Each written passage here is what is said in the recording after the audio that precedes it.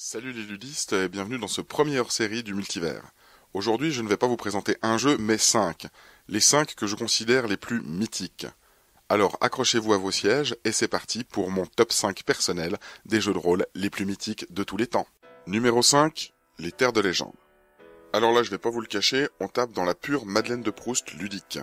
En effet, les Terres de légende a été publié à la fin des années 80, quand on pensait que le jeu de rôle avait encore une bonne chance de devenir un produit de consommation de masse. Le jeu tente de surfer sur le succès des livres dont vous êtes le héros, il est d'ailleurs publié dans la même collection, et reste un mets-de-bourg tout à fait classique, amplement suffisant pour tabasser du gobelin, mais qui va s'avérer limité en termes de choix de personnages ou de capacité d'avancement. Par contre, si vous le sortez en convention, vous risquez de devenir le meilleur ami de quelques barbus qui traînent par là en disant que c'était mieux avant. Numéro 4, le livre des 5 anneaux.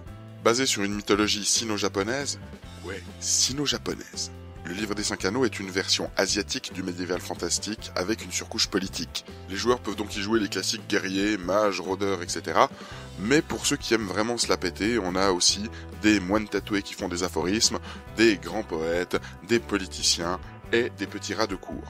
Bref, ça fera plaisir à tous ceux qui en ont marre d'aller dans des souterrains crasseux avec des épées longues et qui préfèrent un complot bien subtil à une bonne grosse baston. Numéro 3, Shadowrun. Imaginez que les terres du milieu se soient fait violer par Blade Runner et que le résultat soit Shadowrun. C'est-à-dire que vous allez trouver des orques, des elfes, des nains dans un univers hyper technologique. Bref, du cyberpunk sauce magique. Ah oui, il devait aussi y avoir Grand Theft Auto dans la partouze vu que vous allez y jouer des criminels. Bon, notons quand même que le petit gamin difforme en est quand même à sa 5e édition, ce qui est pas rien. Et qu'il reste un must pour tous ceux qui aiment arpenter des rues sombres en maniant un gros flingue pendant que leur pote magicien balance des éclairs à tout va. Ouais, Shadowrun, c'est le fun. Numéro 2, l'appel de Cthulhu. Là, on est carrément dans Victime RPG. Vous allez incarner des investigateurs qui enquêtent sur la mythologie créée par Howard Philip Lovecraft. Autant vous dire que les gros monstres à tentacules ont plus de chances de vous bouffer ou de vous rendre complètement cinglé que de vous filer des XP.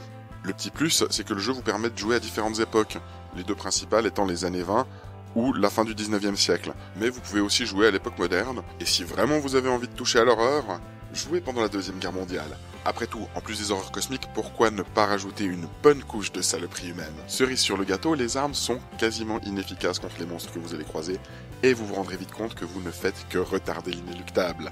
Sympa, non? Et enfin, numéro 1, Donjons et Dragons. Issu de la première gamme de jeux de rôle commercial, Donjons et Dragons est un vrai cas d'école. En effet, beaucoup vous diront que c'est nul, que c'est trop rigide avec son système de classe, que c'est plus proche du jeu de plateau, et pourtant, tout le monde y a joué et beaucoup sont venus au jeu de rôle grâce à ça. Bref, le vieux de la vieille du Mette-Bourg, c'est un peu comme le racisme. Dans les salons, il est de bon ton d'être contre, mais quand vient le moment de faire un choix, on se dit que peut-être ça peut rester une option.